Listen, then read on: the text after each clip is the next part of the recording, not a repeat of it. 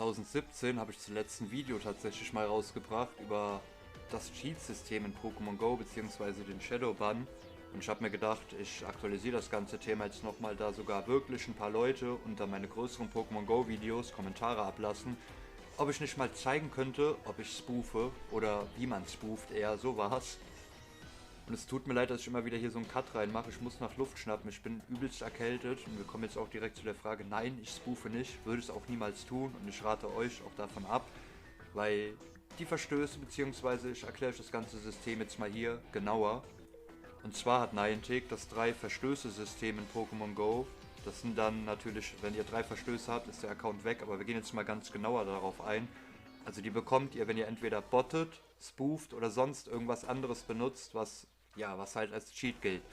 Also der erste Verstoß ist dann nur eine Verwarnung, da bekommt ihr aber diesen sogenannten Shadowban. Ihr könnt dann für 7 Tage keine seltenen Pokémon in der Nearby sehen. Ihr könnt auch keine fangen, wie jetzt, keine Ahnung, Dratini, Larvitar mal als Beispiel. Und ihr könnt nicht an die X-Raids teilnehmen oder auch nicht eingeladen werden. Wobei in der momentanen Situation gibt es ja eh keine. Im zweiten Verstoß bekommt ihr eine Sperre von 30 Tagen. Ja gut, das ist schon krass, muss ich ganz ehrlich sagen, aber das ist auch dann im Endeffekt selber schuld, Leute. Cheatet nicht, weil es wird nämlich noch viel schlimmer. Solltet ihr beim dritten Mal nämlich erwischt worden sein, dann verliert ihr euren Account komplett. Also das ist dann dieser Permaban. Da könnt ihr überhaupt nichts mehr gegen machen. Ihr könnt zwar dagegen einen Widerspruch einlegen, aber wenn ihr wirklich gecheatet habt, dann bringt das einfach nichts.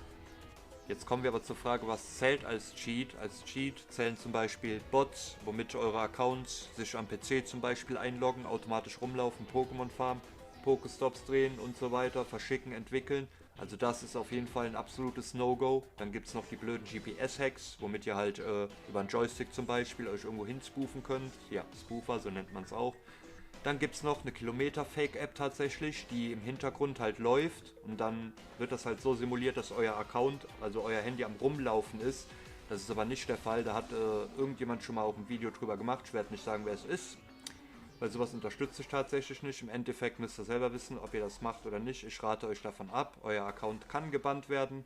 Ja, es gibt auch Apps, die wurden heutzutage noch nicht erwischt, aber irgendwann ist da wirklich jeder auch mal fällig. So, aber ich wäre auch nicht ich, wenn ich jetzt noch einen legalen Hack hier hätte. Ihr geht zwar dazu in eure Einstellungen im Spiel, aktiviert Abenteuer-Sync. So, jetzt macht ihr das Spiel wieder aus, macht auch von mir jetzt die Tastensperre rein und schüttelt euer Handy einfach mal eine Weile. Macht mal 15 Minuten anfangs, danach könnt ihr euch wieder ins Spiel einloggen und ihr seht, ihr seid ein paar Kilometer gelaufen. Ohne irgendeinen blöden Hack, ohne irgendeine Cheat-App oder sonst was. Das klappt tatsächlich, dafür könnt ihr keinen Bann bekommen, weil es ist ein Fehler vom System an sich. Da könnt ihr nichts für, da kann Niantic nichts für. Das kann man auch erstmal nicht fixen. Ich kann auch ganz viel das machen, also da wird auf jeden Fall nichts passieren, da müsst ihr keine Sorge haben. Aber wir kommen jetzt auch mal langsam zum Ende. Ich will mich nochmal entschuldigen, dass ich halt dann die ganze Zeit immer wieder Cuts reinmachen muss, weil ich muss wirklich nach Luft schnappen. Wenn euch das Video gefallen hat, lasst doch trotzdem bitte einen Daumen nach oben da. Entschuldigung auch für die Versprecher, ich bin so ein bisschen Kürre im Kopf, sage ich mal. Ich werde am Dienstag trotzdem die Rampenlichtstunde streamen und am Mittwoch die legendäre Raid-Stunde. Und ich würde sagen, haut rein.